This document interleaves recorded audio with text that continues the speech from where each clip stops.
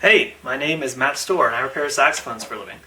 Today I would like to show you a vintage, depending on how you define the term, purple logo Yamaha YSS-62.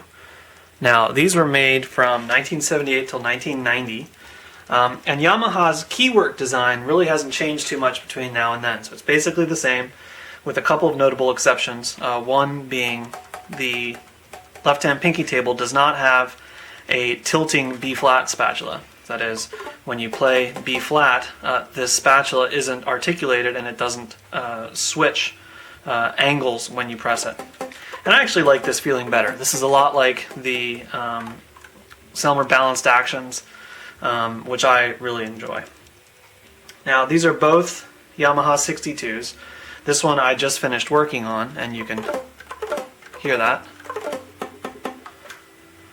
This one I have not yet worked on, but it has its original pads, and it's in much better shape physically, but it's not sealing very well, so it needs new pads.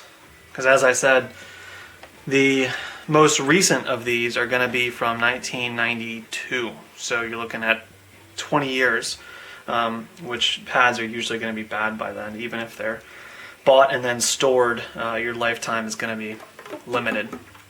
Now these saxophones play very well. They have a very strong voice, very rich tone, very good intonation. The keyboard is very comfortable under the fingers. I think it's ergonomically a really, really good design. The pearls are nice and big. It's much easier to go from alto or tenor onto one of these than it is on, say, a vintage Con or something like that. You just don't have to work as hard to get it to play in tune, and it feels really good under the fingers. The keywork is spaced so that it doesn't feel super small in the hands. And it's somewhat of a heavy horn, a little bit heavier than maybe other vintage horns you're used to, but they have a strap hook and a nice big wide thumb rest that you can really get your fingers around. Now, the things you've got to keep in mind when you're repairing these is they have a ton of adjustment screws. Right, so all these little guys here, see if I can get my camera to focus, that's how the adjustments are kept between the different keys. And you've got them on both stacks, here, here, here, here.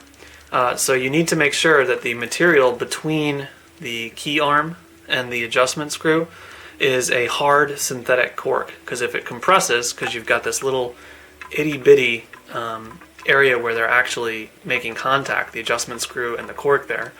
If you have a material that easily compresses, then it's going to quickly compress because the surface area through which the force is distributed is so small. So I find that Music Medic Tech cork works really well. It comes in all different thicknesses, and that's basically the same stuff that they originally used. So you just cut a little square, put it on there, and then you adjust it with your screwdriver. And you're probably going to want to put something like Loctite Blue on the adjustment screws.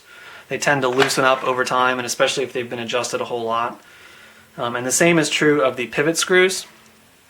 They have a little piece of material, like there's a little groove machined in the side of the pivot screw. And actually, I'll show you. Let's see here. In my Yamaha parts.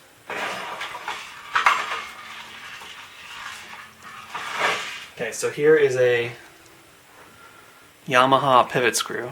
Hopefully you can see that. And the way that they lock is by this little piece of material on the side, squeezes into the threads and gives you some resistance, so you can screw it in just as far as you need to get your keys to be tight. But over time, that stuff tends to compress, so you may need to use some thread locker, or you can order replacement screws from Yamaha. Another thing you want to watch out for, particularly on the upper stack, is the way that they've built this mechanism here.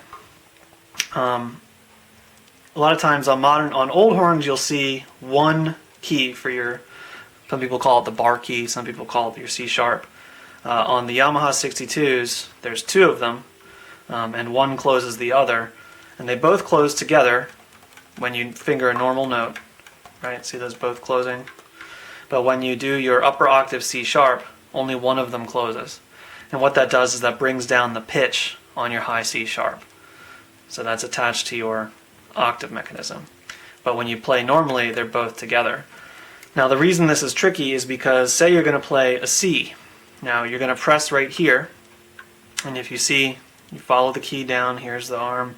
This arm here is touching an adjustment here, which travels under this way, goes over to this key, and then an adjustment there to this key. So you've got this force traveling from here all the way down, all these skinny arms and all these different adjustments, so that everything closes at once. And what that means is that these keys have to be absolutely tight, that your adjustment materials have to be as hard as they can be without being loud, that your adjustment screws have to be in perfect adjustment and they can't move at all, so that's where that Loctite stuff comes in, and your pad seat has to be perfect. Otherwise, that's simply just not going to work. Have that force travel all the way up here. You're going to end up with a leak at the upper end if things aren't completely tight. Or you're going to have to tighten this so hard to make sure that it closes that this key is going to be held open. So it is really important to have everything tight. I mean, it's always important, and I just keep on talking about different reasons why it's important, basically. But it's really important that you have tight keywork, that your adjustments are super stable, and your pads have a really nice pad seat. Another thing you'll find is that, and I can actually show this to you a little bit, I think, the palm keys, all these small keys, so your palm keys here, here, here, here, the original pads that come out are extremely thin compared to most pads you see today. This one actually isn't a great... Well, you'll see a lot when you take your pad to put that into the key cup there, that the back end of your pad, where the leather is pulled over, so this is an itty bitty pad, the leather is pulled over on the back. If you want to thin this down a little bit to make it sit better in these really shallow key cups, you can take a razor blade and kind of trim down all that excess leather on the top there. I hope the camera's focusing on this. There we go. So you can see that kind of extra thickness of leather there.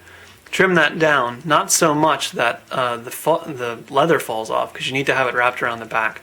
But if you trim that down just a little bit, you'll have a much better looking pad job, because the pads will sit a little bit deeper in those really shallow upper key cups. And that's about it. So make sure that your pivot screws are still functioning correctly because of the method they used to make sure that they stay tight. It's these guys here. You may need to use some Loctite, some sort of thread locker. Make sure that your adjustment screws have a very nice hard adjustment material, but you don't want it to be loud to seat against. And make sure that your keywork is really tight. And that's about it for the Yamaha Purple Logo 62. You'll find these for around $1,500 to $2,500 for ones in lacquer, about anyways, and the silver plated ones go for considerably more. And also you'll see the 62R, which is a one piece just like this, except the neck is bent a little bit, which makes it a little more comfortable to play. I've worked on a lot of those and I've played a lot of those, and I have to say I do not feel like the massive price difference. The 62R costs about twice as much as the 62. Is really, I don't know, I don't think it's really worth it. A lot of people might disagree with me, but I don't find the tone to be significantly different, and I don't find a straight soprano to be so uncomfortable that I need to pay $2,000 extra to get one with a slightly curved neck, because the curve is really only about like this much. It's really not very much at all. And as far as I know, everything else is the same except for that curve. So the Yamaha Purple Logo 62, not the 62R, can be had for much cheaper, and it's, in my opinion, extremely close to the 62R, which costs double that. Like I said, the newest one of these is going to be from like 1990, 1992. I'm not quite sure when the model run ended. So you've got 20-year-old pads, so every single time you buy one of these, unless it's had a recent, very good overhaul, Even one like this, which looks like it's never been played, these pads are not seating, and this horn will not play right now. It plays down to about G, and you can hear it's really noisy because the oil's all dried out, and it's just not tight anymore. So even when they're in really good shape, just plan on needing to put some new pads into it at the very least. Sometimes you can reuse these corks, especially the synthetic ones that they have on here.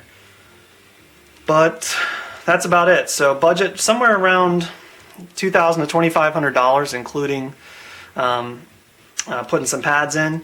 And unless you want one that's in beautiful, perfect original shape like this, you should be able to stay under that $2,500 mark and have an excellent, warm, rich, strong playing soprano that's very well made, very durable, and doesn't differ too much in design from the modern Yamahas. I just think it has a slightly warmer and more powerful tone. So that's it for today. That is the Yamaha purple logo YSS-62 soprano saxophone.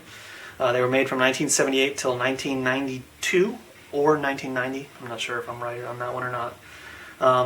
And they represent a really good value in older soprano saxophones that have modern keywork, modern intonation, without going quite as high as the price of a new one. And you can get these repaired fairly well by most people who know modern saxophones because their mechanism is modern. Just a few things to watch out for, which I pointed out, and you should be good to go. So I hope this was helpful. Any comments, questions, suggestions, get in touch, leave a comment here. You can email me, you can check out my website, and you can even call me because my website has my phone number on it.